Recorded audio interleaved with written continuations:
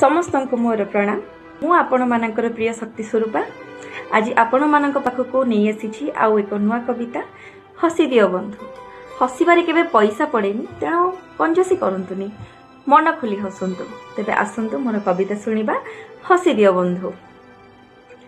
हसी दियो बंधु हसी दियो, हसी दियो जदि केउठारु हारी जाइछ त, जे जितिबा योग्य ताकू मिली जाइछि हुए त, तेणु हसी दियो।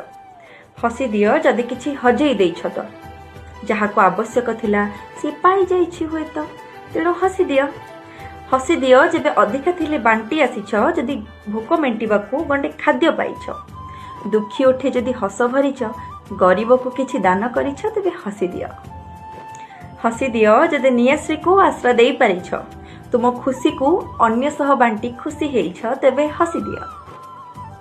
हसी दियो, लुह पोछि तुमे हसी दियो, तुम हस देखी आउ किए मध्य हसी देब हुए त, तेणु हसी दियो।